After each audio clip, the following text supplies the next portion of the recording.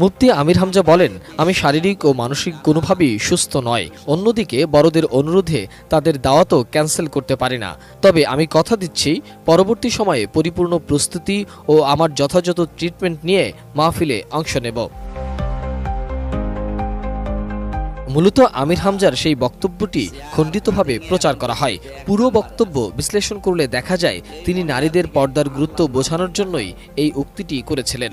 যেখানে তিনি বলেছেন, সৌন্দর্য যদি প্রদর্শনের বিষয় হতো তাহলে পৃথিবীর সবথেকে শ্রেষ্ঠ সুন্দরী ছিলেন আদিমাতা হাওয়া আলাইহিস সালাম, কিন্তু তিনি তার সৌন্দর্য প্রদর্শন করেননি।